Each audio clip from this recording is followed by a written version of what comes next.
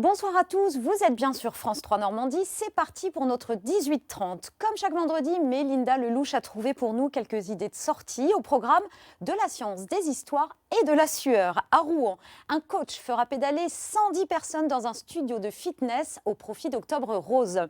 À l'heure où les hackers défraient la chronique, le vrai faux s'interroge sur la cybersécurité. Christophe Rosenberger nous en dira plus en fin d'émission.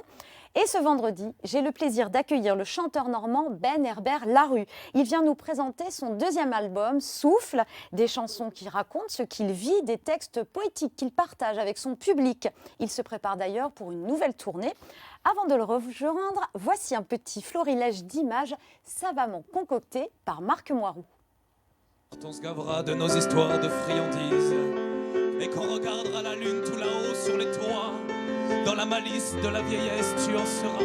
Auteur-interprète, Ben Herbert Larue est un autodidacte, formé à l'école de la curiosité. Ces 10 dernières années, il s'est frotté au théâtre, au cirque, à la danse, avant de revenir à ses fondamentaux, la chanson. J'ai jamais mis un pied dans un conservatoire, dans une école. C'est vraiment un parcours très autodidacte et d'une urgence de raconter et de partager des choses. Elle chante tout le temps dans sa voiture. As-tu tête? Tout le monde pense qu'elle est pleine d'ordures quand il ouvre sa fenêtre. Plus du bec, non vraiment. Plus du bec, c'est évident. Tu aurais mieux fait de te laver les dents. Je raconte simplement mon quotidien d'adulte et de papa qui a pas trop la vérité, qui se trompe souvent. Et puis cet adulte qui a aussi souvent beaucoup de certitudes.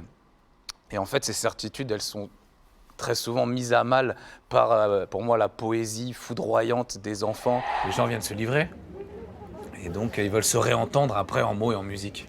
Je nettoie le monde, je nettoie le cœur, je nettoie le cœur du monde. Voilà madame. Oh putain, t'as tout compris. Bonsoir Ben Herbert Larue. Bonsoir. Ça vous fait plaisir de vous réécouter? Ouais, c'est toujours très étrange de se réentendre, surtout dans des phases de vie assez différentes comme celle qu'on vient de traverser là. Justement, on entend une spectatrice à la fin qui vous dit « Ah, t'as tout compris à la vie ». C'est ça vos histoires, c'est qu'elles résonnent pour tout le monde? Mais en tout cas, j'essaie de créer du lien. J'essaie de me raconter moi ma petite histoire à travers la très grande histoire et de créer du lien entre les gens, que ce que je raconte en fait ça puisse résonner dans les sensibilités des uns, des unes et des autres. Ouais. Ce deuxième album qui sort le 18 novembre, il s'appelle Souffle avec un S à la fin entre parenthèses. Justement, qu'est-ce qu'il raconte? Vous avez bientôt 40 ans, alors il dit quoi de votre vie? C'est l'album de la mi-temps, on va dire. Voilà, c'est l'album du second souffle. Et puis, c'est un album qui a été écrit dans ce monde qui a retenu sa respiration. Donc j'ai voulu vraiment y insuffler beaucoup de vie, parce que le souffle, c'est la vie. Ça peut paraître un peu mièvre de dire ça, mais j'assume complètement. Et donc c'est un album qui est tourné du côté de la vie, celle que j'ai vécue et celle que je m'apprête à vivre à partir de maintenant.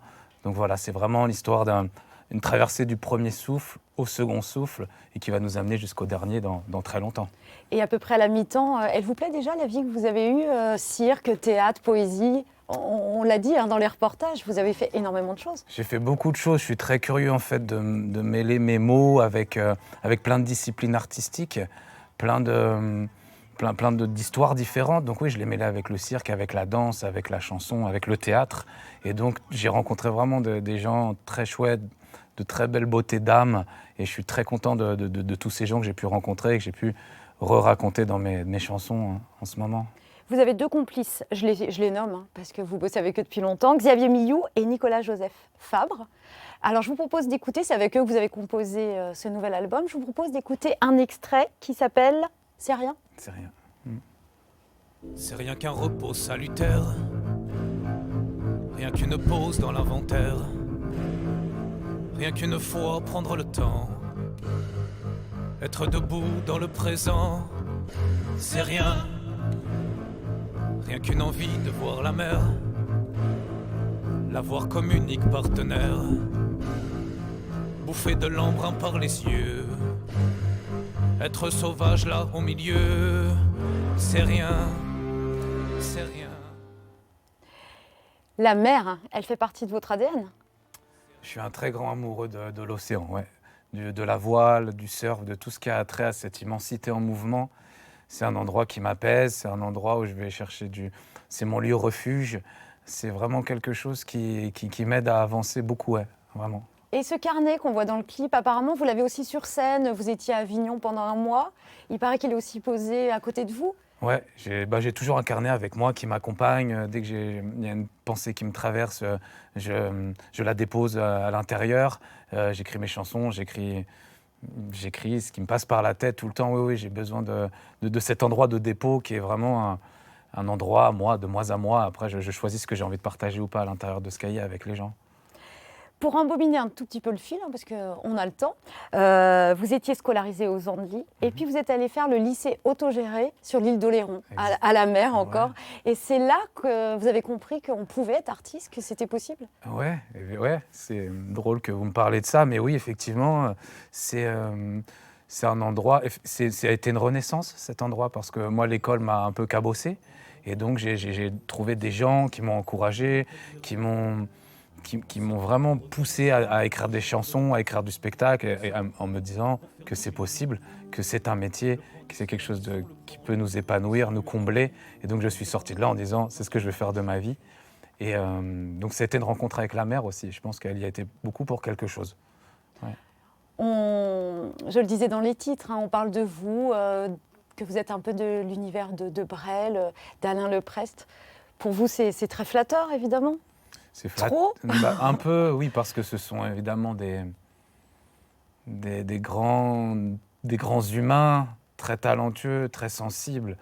Donc, moi, je me sens tout petit à côté de ces messieurs-là. Bon, les gens le disent, c'est très super. Je sais que ce n'est pas la vérité, mais en tout cas, si je peux être affilié à ces personnes très talentueux, c'est évidemment c'est super. Ça se prend comme compliment, allez, avec humilité. Vous êtes venu avec votre ukulélé. Ouais. Allez, on va en profiter un petit peu. On en profite. Voilà, moi je vous ai demandé si vous pouviez faire un petit titre. Alors ça va être plus court que sur l'album et ça s'appelle « Je ne veux pas savoir ». Exactement.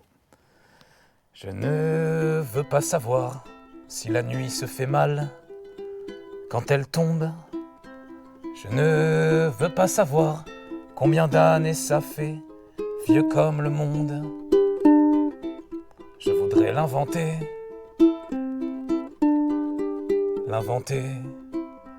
Je ne veux pas savoir comment volent les oiseaux avec un coup dans l'aile.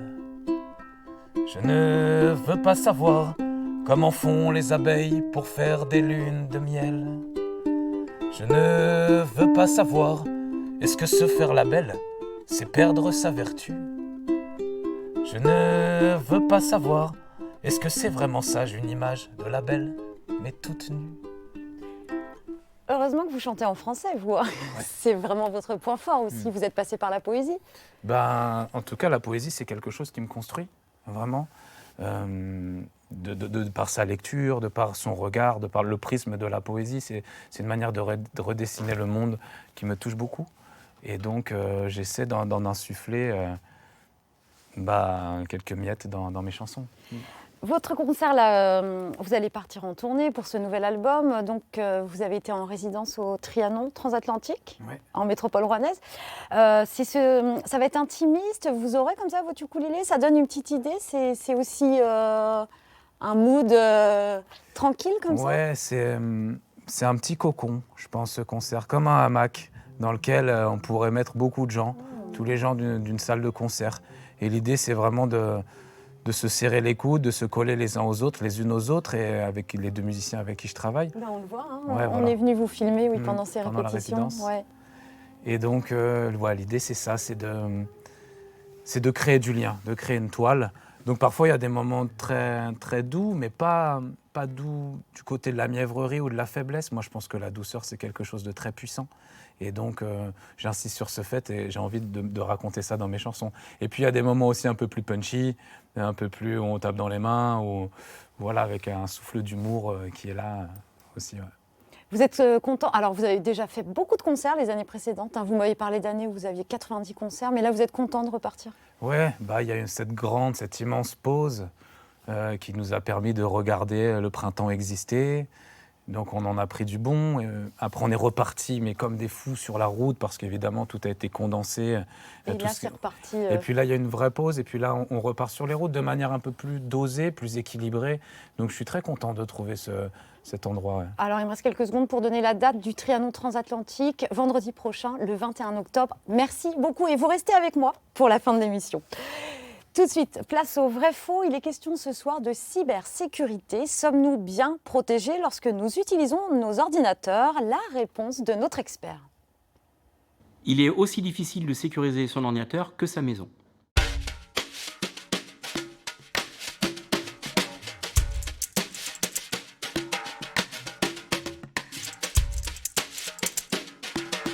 Eh bien, c'est faux. On va prendre l'analogie avec une maison qui va comporter un grand nombre de fenêtres, de portes, qui peuvent être très bien sécurisées parce que vous avez mis des barreaux, parce que vous avez mis des serrures à ces différentes portes.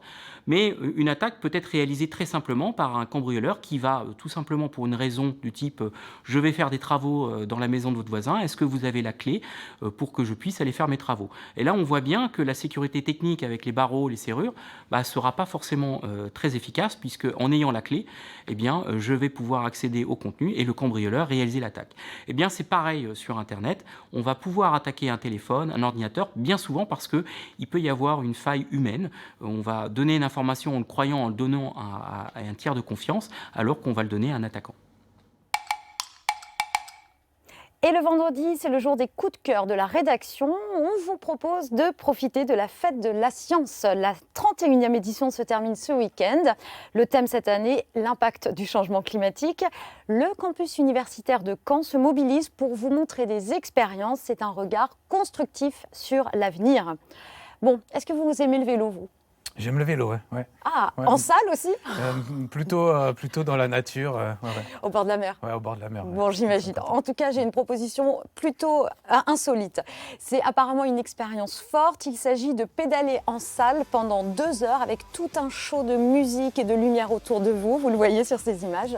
C'est le coach David Lesage qui organise ça les 21, 22 et 23 octobre.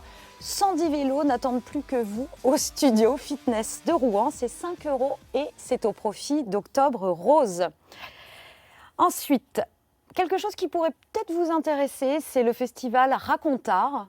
Il propose des lectures de contes et d'histoires aux 4 coins de l'Orne. Ce dimanche, par exemple, le conteur nordiste Pierre Delis donnera vie à son petit bonhomme de bois. C'est au théâtre de Moulins-la-Marche. C'est important d'écouter des histoires, même quand on est grand. Oui, bien sûr, c'est important. Ça nourrit, ça construit. Les histoires qu'on nous a racontées petits, ça nous construit. Et donc, je pense que c'est quelque chose qui reste ancré dans notre imaginaire de grand aussi. Alors, vos histoires, ce sera sur votre album. Je le rappelle, ça sort le 18 novembre. La semaine prochaine, Trianon transatlantique. Et le 25 novembre, au Café de la Danse à Paris. Merci beaucoup, Ben Herbert-Larue. Tout de suite, place à vos éditions de proximité. Lundi, vous retrouvez Frédéric Nicolas aux manettes du 18-30. Très bon week-end à tous. À bientôt.